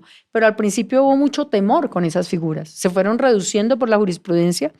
Quisimos aumentarlas con la 2274 para que funcione, pero realmente es un sistema que está completamente colapsado, pero no por el sistema. Ahora, sacar una reforma ahorita del sistema acusatorio es imposible. El trámite en el Congreso no te da tiempos. Ya sabes, yo solamente leí el titular. ¿Hacia dónde la quiere llevar él? ¿Qué le quiere cambiar? No. Hoy, viniendo para acá, venía escuchando noticias y escuché una noticia que no sé si sabes, pero me llamó la atención y es que según la noticia general, no la escuché completa, pero la noticia general era que una jueza en Barranquilla detuvo un concurso de la fiscalía para surtir 4.000 cargos. ¿Tú sabes sobre ese tema? Mira, el tema del concurso en la fiscalía es una obligación. El concurso significa que las personas tienen que pasar un examen para poder lograr un cargo en la Fiscalía General de la Nación. Es decir, lo que se está tratando de garantizar con el concurso, es que haya preparación adecuada para que haya un fiscal de planta. El 70% de los fiscales son en provisionalidad hoy en día. ¿Y eso qué quiere decir? Que el Consejo de Estado desde hace 6 años está obligando que se haga el concurso. Pero el concurso no está bien visto por muchos porque obviamente van a perder cargos personas que no pasen el concurso. Y como la fiscalía se convirtió también en una bolsa de empleos, entonces el recomendado de Pedro, el recomendado de Juan, el concurso a veces se vuelve en un obstáculo. Pero independientemente, la decisión de la juez que paró el concurso, no lo sé, no la conozco, pero se ha parado en muchas ocasiones porque no hay las condiciones para hacerlo, porque no se ha contratado a la universidad o no están adecuadas las instalaciones o las preguntas que se tienen que hacer. Pero el concurso es una garantía de lo que llama en derechos de lo que se llama debida diligencia, la competencia de un funcionario.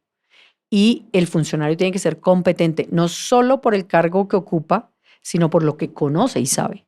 Yo tuve gente que ni siquiera era abogada penalista, sino era abogada de otra área y lo ponían a ejercer penal y no tenía De pronto fue que pasaron por el externado. Como uno pasa por allá y se le prende. El externado saca todos los mejores penalistas, doctor Mauricio. Inclusive los pero que no han además los estudiado. mejores abogados. Bueno, trabaje que vamos a ir con las dos preguntas finales que están, las dos preguntas de bueno. muerte para la Entonces, doctora. Hoy creo que soy muy pregunta de podcast común y corriente, pero es pensada en ti.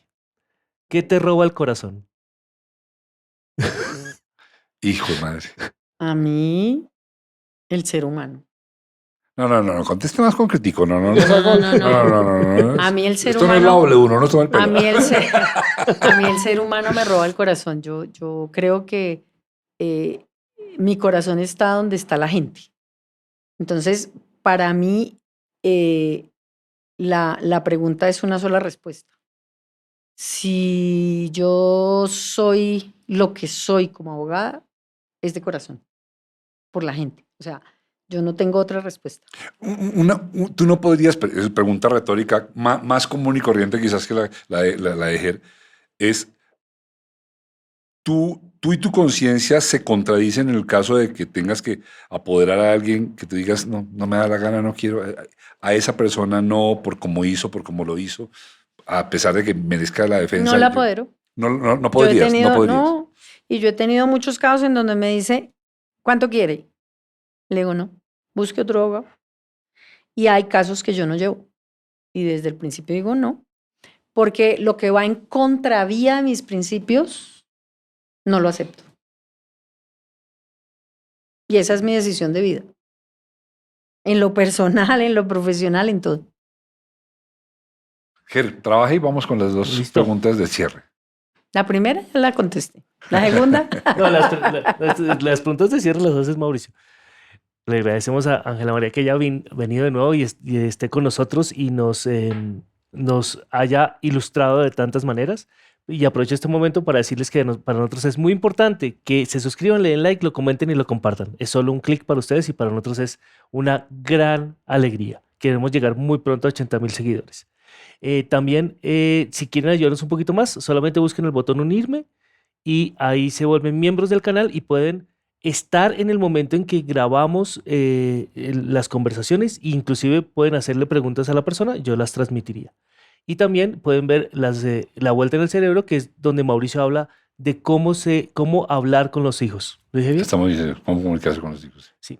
Y aprovecho este momentico antes de irnos, que no se les olvide, antes del 31 de octubre, enviarnos un video de máximo 1 minuto donde nos cuenten por qué quieren estudiar en la Corporación Universitaria de Cataluña, Administración de Empresas o Ingeniería Informática. Bien, Ger, muchas gracias. Sí, y sí, suscríbanse. Miren, gracias a que ustedes nos ayudan, podemos tener esta clase de Derecho y Vida que hemos, pues de verdad, yo he aprendido mucho hoy, de verdad, verdad, verdad.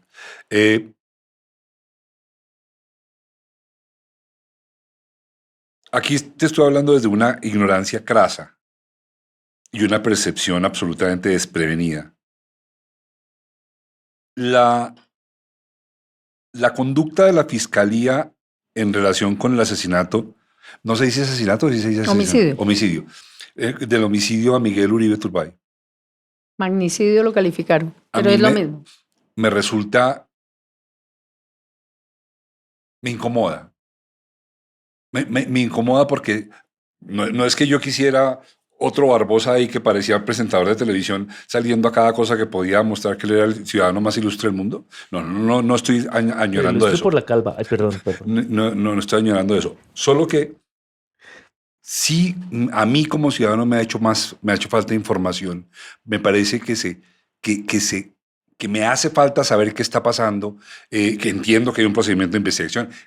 Aplaudo la cautela, aplaudo la prudencia. Estos funcionarios parlanchines me parecen irrespetables e irrespetuosos. Pero creo que aquí estamos en que uno se pregunta, oiga, mano, ¿qué está pasando allá adentro? ¿Por qué no me cuentas? Porque ya tienes a todos los materiales. Los tienes todos y los tienes vivos. Se les voló uno chiquitico por ahí, supe. Qué vergüenza otra vez. Pero tienes... Y me cuentas que ya lo mataron, que el ELN lo mató porque el ELN está haciendo unas limpiezas estupendas para este tipo de casos, ¿no? Le ayuda. Sí. ¿Tú qué opinas de la conducta de la Fiscalía en relación con ese crimen? Bueno, yo creo que la Fiscalía debe ser cauta en las investigaciones. Es más, hay filtración que daña las investigaciones. Entonces, lo primero hay que decir que hay momentos en que la Fiscalía debe guardar hermetismo. Lo que pasa es que en este caso ya ha habido audiencias y las audiencias son públicas. Por lo tanto, cualquier persona se puede conectar a las audiencias o puede estar en la audiencia pública. La característica del sistema acusatorio también de la publicidad es esa, que cualquier persona pueda asistir, así como se asistió a la de Uribe, que yo creo que se conectó muchísima gente, y a la de Diego Cadena. Las otras audiencias son públicas, salvo que haya una reserva particular. 2, yo creo y respeto la posición de la fiscal, que desde el principio lo dijo, ella no iba a salirle a los medios. Considero que ella tiene la visión de ser cauta y manejar la reserva, pero sí hay cosas que deben contársele a la comunidad y a la sociedad. También por el tema de la efectividad de la fiscalía. Han salido comunicados. Esos comunicados son parte de lo que cuenta la fiscalía y esos comunicados se consiguen en la página de la Fiscalía General de la Nación. Entonces, el comunicado suple, digamos, porque el comunicado es una información oficial de la fiscalía. Y sí sería bueno, de todos modos también, y creo que debe hacerse en estos casos como una pedagogía sobre lo que ha pasado, lo que se ha encontrado, cómo se ha encontrado. Si tú me preguntas, pues yo sé que hay varias personas que han sido imputadas, es decir, le han atribuido el delito. Y acuérdate que lo primero era un menor de edad, entonces eso va por una ley especial que es la 1098, y los otros son mayores de edad, que va por la ley 906 o sistema acusatorio. Y eso significa también decir que hay cosas en donde nos han contado personas, hechos que la fiscalía debe estar investigando. Entonces, cuando una persona va al interrogatorio y dice, mire, yo sí lo hice, y lo hice así, con estos, han salido mucha información que yo digo es fragmentada, y por eso también hay desorientación de lo que ha pasado en el contexto del caso. ¿Qué pensaría yo? Que sería muy bueno hacer pedagogía sobre ese caso para que también se vea que la Fiscalía está trabajando efectivamente en la investigación y en el juzgamiento de esos hechos. Porque aquí se queda solo con la información de prensa fragmentada y tendría que hacerse una pedagogía que se pueda hacer desde un análisis de los abogados penalistas o de la misma Fiscalía en particular. ¿La muerte de un líder social siempre es un magnicidio? O sea, ¿o debería serlo? ¿O solamente personas como este señor Uribe, que era de Mira, la élite bogotana? No. Yo creo que la muerte de un líder social es un delito que viola de manera grave los derechos humanos, porque el líder social tiene un componente muy importante en una sociedad, incluso de defensor de derechos humanos. Hace parte de la democracia y activa mecanismos de democracia. O sea, un líder social, pero aquí tiene dos condiciones. Es líder político y tiene un reconocimiento especial porque en ese caso era precandidato presidencial. O sea, yo no estoy diciendo que las muertes sean diferenciadas. La muerte es muerte, el asesinato es asesinato, si lo quieres llamar como en el Código del 36, o el homicidio agravado o calificado. Y efectivamente cualquier homicidio es reprochable.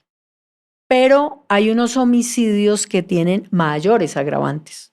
¿Por qué? Porque o es defensor de derechos humanos, o es líder político, o es líder social. Y la misma ley te establece que es más grave.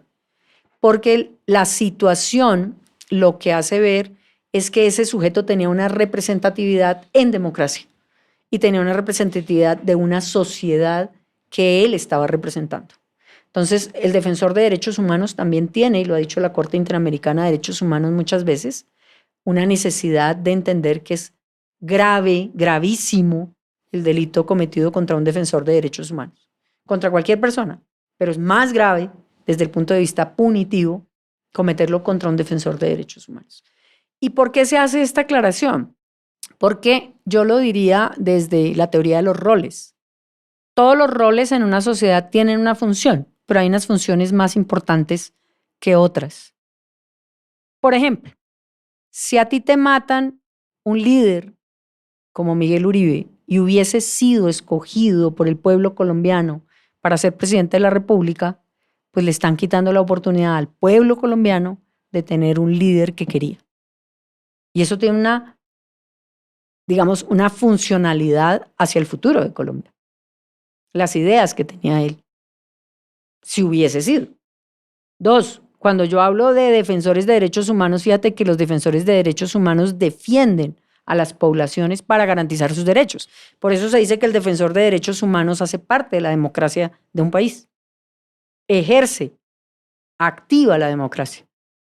Ahora, que matan a otra persona, como a la persona que le robaron la patineta, por ejemplo, que es un absurdo hace 2 días, que iba por el puente de la 106 y por robarle la patineta lo mataron.